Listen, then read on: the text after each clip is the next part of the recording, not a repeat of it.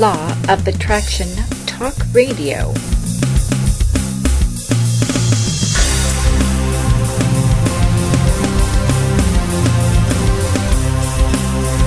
Get ready to be the best you can be. Stay tuned for the Law of Attraction Talk Radio with Jules.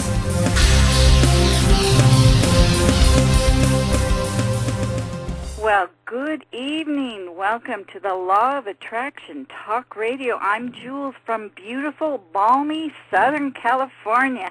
And tonight we have Jeff Brown with us from Ontario, Canada, and he's going to be sharing some wonderful insights with us from his book, Soul Shaping, an Adventure in Self-Creation, which is the story of a man's struggle to identify and honor his inner conflict while navigating through his misidentification of emotional issues.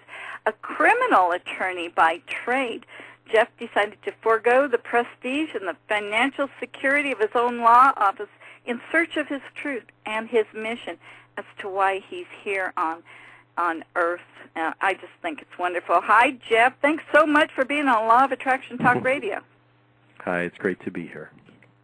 Let's get started, because you've got so much fabulous information to share here. Tell me about soul shaping. What exactly does that mean, and what's the message you're trying to convey to the reader?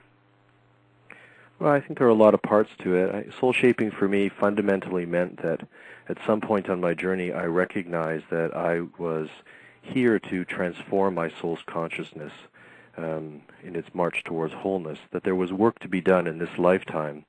I had experiences, lessons, and various things that I had to convert into the learning that I needed to expand my soul. And for a long time I thought it was really a simple question of just uncovering or excavating my callings and my lessons and my learnings, and that somehow the universe would do the rest. And at some point in the journey I realized, when I had uncovered the next step in my path, that there was work to be done. So I ultimately came to believe that soul shaping was some combination of free will and determinism. We do the work to uncover why we're here, and then we do the work to both authenticate and actualize those callings so we can become the next being on our march towards wholeness. Wow, very well put. Wow. So you were a criminal attorney. That's what you went to school for, and you just felt this calling to go out and write a book?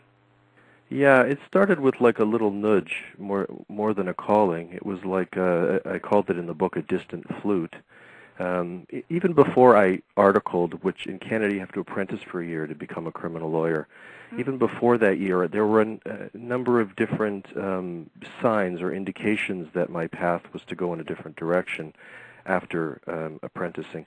When I was a young man, I used to see this guy, Eddie Greenspan, on television in Canada. He was a famous criminal lawyer here, and I knew that I knew him. I felt very closely connected to him and felt like he was part of my innate image. I didn't have the words for it at that time, but he was so fundamental to me, and I used to say, I'm going to work with that guy. And then eventually I did work for him, and just before my apprenticeship year with him, I had a number of experiences. Like I would, be selling windows, for example. I had a student business, and as I was driving out to the subdivisions, I used to hear this kind of voice inside of my head that said, "You are not the man you appear to be." And I remember I would go, I would sell windows. I would get all pumped up and kind of egoic to make money, and I would always go in the Johnny on the job just beforehand for a moment, and I would have this dialogue with this part of me that I identified later as my inner daemon.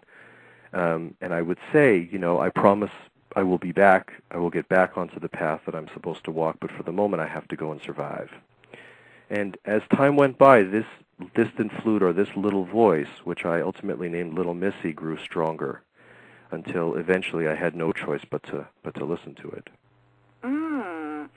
So you just brought in Little Missy, and you've got to explain Little Missy to our listeners here.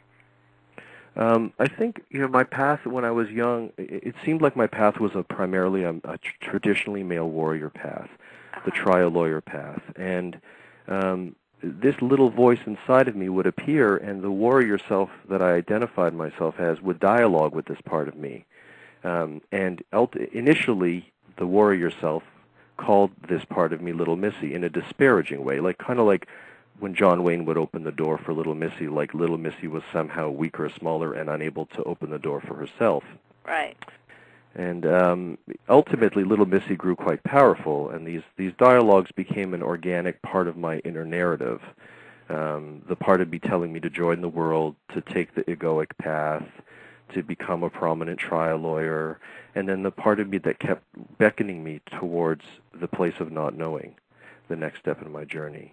And that dialogue went on for many, many years, and I think probably 15 years, until eventually they both became absorbed into me, and I now pretty much have a hard time distinguishing the two.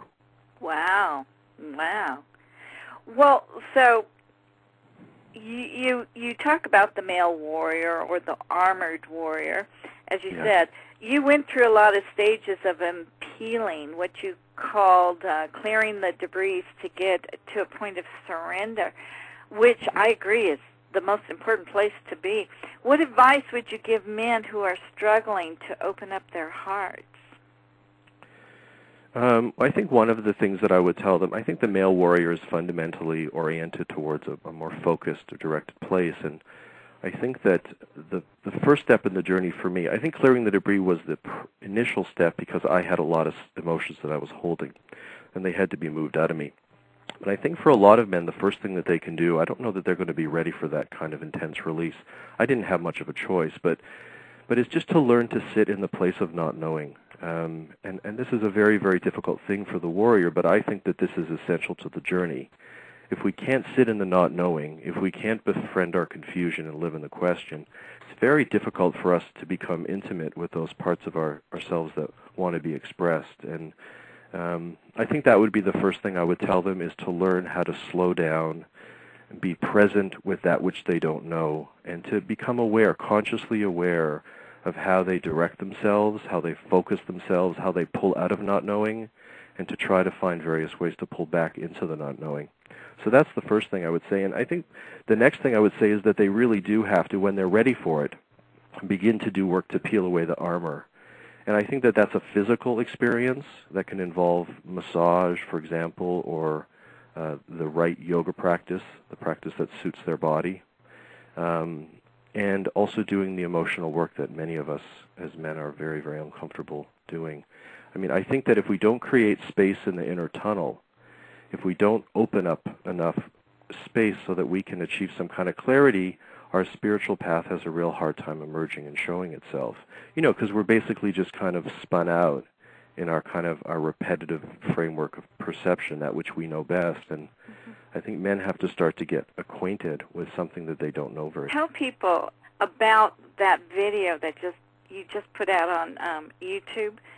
Yeah, there was this guy, Slim, who's a homeless guy in Toronto, and I used to talk to him when I was writing the book. He was just interesting, this notion of, like, what is homelessness again, right? And because he had this glit in his eye, and he was really heartfelt guy, and I remember I'd be, like, sitting talking to him, and he had, like, a big giant push cart with all these things hanging off it, and people would walk by with their coffee cups, you know, on their way to work, and none of them looked as brightly lit as him, you know?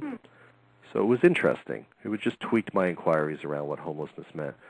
And then I included him in the gratitude section of the book after it was published. And then a little while ago we got to talking. He hangs out at the Starbucks near my house. And somehow it came up, this idea that he would sell soul shaping off the street. And at first it seemed like preposterous to me. It just was a paradigm shift, or I don't know what it was, but it didn't make any sense to me. Because, of course, he's homeless, and homeless people don't want to work in all those illusions, right? Mm-hmm. So I went and I got him some books, and I left, and I came back the next morning, and they'd been sold. And then he placed an official order, like a distributor, of 11 more books, and I went home and got them. And I came back later the day, 3 were gone, and I came back the next day, they were gone. And now he was really focused.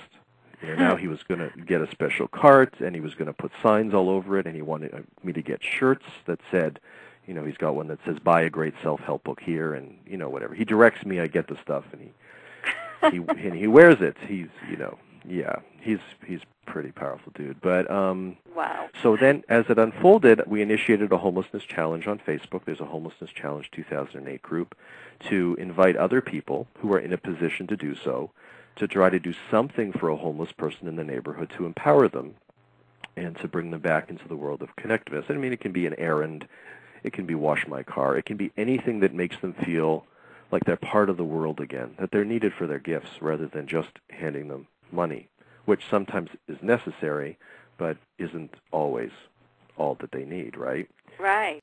And so we put out a guy named Chris Telfer from Toronto Media Labs came and he shot something on an afternoon a few weeks ago, and it's up on YouTube. I think you just do a search for Jeff Brown homelessness. To listen to the full interview, go to soulshaping.com or Law of Attraction Tools.